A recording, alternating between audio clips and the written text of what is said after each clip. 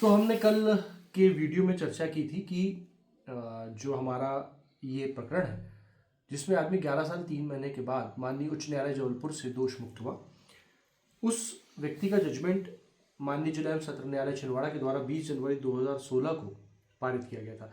लेकिन इसमें खास बात ये थी कि केवल अभियुक्त अपीलार्थी या बंदी कैदी इसके संबंध में ही चर्चा नहीं हो रही थी। इसके साथ इसको मिलाकर टोटल 5 लोग थे जिनको इस प्रकरण में, इस हत्या के प्रकरण का सामना करना पड़ा।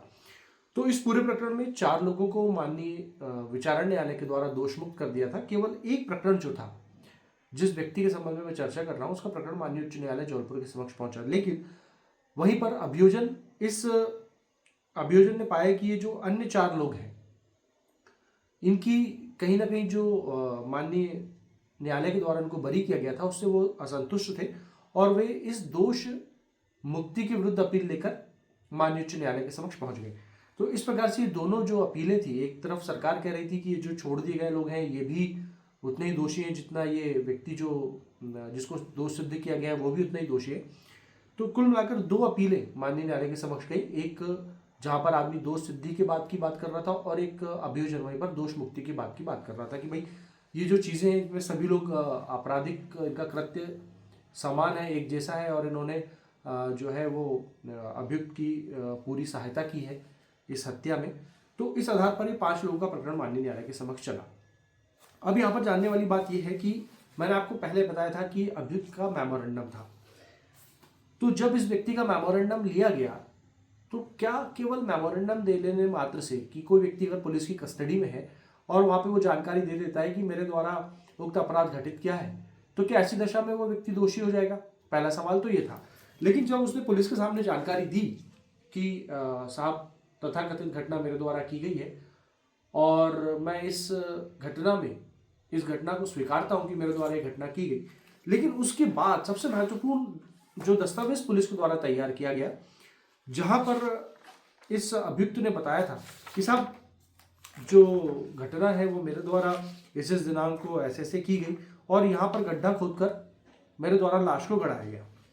तो वहां पर पुलिस फिर अभियुक्त की निशानदेही पर पहुंचती है और एक पंचनामा तैयार करती है जिसको कहते हैं शव उत्खनन पंचनामा। तो ये सबसे महत्वपूर्ण दस्तावेज हुआ, जिस शव उत्खनन पंचनामे के आधार पर पुलिस का कहना था कि अभियुक्त जो था उसने जो जगह बताई थी वहीं पर ही इस पृतिका की लाश बरामद हुई।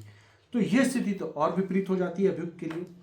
लेकिन अब जब पुलिस शव उत्खनन पंचनामा तैयार करती है और जब वो शव उत्खनन पंचनामा तैयार किया जाता है और उसमें क्षेत्र के बहुत सारे लोग होते हैं, बहुत सारे लोगों के बीच में कार्यवाही होती है, उस समय अनुविभागीय दंडाधिकारी के आदेश पर जो तहसीलदार होते हैं वो शव उत्खनन पंचनामे की कार्यवाही करते हैं और वो मृतिका की लाश वहां से बरामद करते हैं। फिर इस मृतिका की लाश को पोस्टमार्टम के लिए हॉस्पिटल पहुंचाया जाता है और फिर पुलिस उस आधार पर, अभियुक्त के द्वारा दी गई जानकारी के आधार पर अपना इन्वेस्टिगेशन आगे बढ़ाती है। इन्वेस्टिगेशन में अब पोस्टमार्टम रिपोर्ट कलेक्ट करती है, अभियुक्त के बताए जाने पर गड्ढा खोदकर लाश बरामद करती है, अस्पताल लाश चली जाती है। उसके बाद इस लाश की पहचान भी कराते हैं, इसकी लाश की पहचान कार्यवाही होती है, लाश का जो है वो डीएनए होता है कि ये किस तरह की लाश है। फिर उसके आधार पर पुलिस जो है जो पोस्टमार्टम रिपोर्ट को डॉक्टर से उपलब्ध प्राप्त करती है। उसके बाद यहाँ पर जो संबंधित आरक्षी केंद्र होता है वो संबंधित गवाहों के कथन लेना प्रारंभ करता है। अब जबकि सीआरपीसी की बात होती है तो वहां पर जब कोई बयान लिए जाते हैं पुलिस के द्वारा तो वो 161 सीआरपीसी के अंतर्गत लेखबद्ध किए जाते हैं।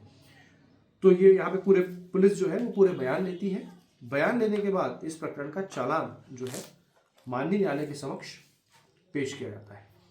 तो यहाँ तक तो मोटा मोटा हिसाब मैंने आपको बताया कि लाश मिल गई, गड्ढा खोदा तो लाश प्राप्त हुई, लाश का पहचान कराया गया। उसके बाद उस मामले को जो था आपने लाश की डीएनए की जांच कराई। उसके बाद जितने भी गवाह थे जो अभियुक्त के खिलाफ गवाही दे सकते थे और ये अन्य 4 लोगों के खिलाफ गवाही दे सकते थे, उन लोगों के लिए पूरा मसौदा पुलिस ने इनके खिलाफ तैयार किया और उसके बाद ये केस जो है माननीय न्यायालय के समक्ष चालान के रूप में प्रस्तुत हुआ, जहां पे अभी ट्रायल चालू हो गया। अब ट्रायल के संबंध में चर्चा हम अगले वीडियो में करेंगे, लेकिन अब आपको मैंने बताई मेमोरेंडम के आधार पर रिकवरी के आधार पर अन्य अभियुक्तगण जो शामिल थे उनका मेमोरेंडम, उनसे जब्ती, लाश की कार्यवाही, उसके बाद पहचानने की कार्यवाही। तो अब यहां पर ये सवाल उठता है कि अभियुक्त के बताने पर तो लाश भी बरामद हो गई, तो अब हम क्या डिफेंस ले साहब, जिससे साबित हो कि पुलिस की सारी कार्यवाही जो है वो सही दिशा में नहीं चल रही।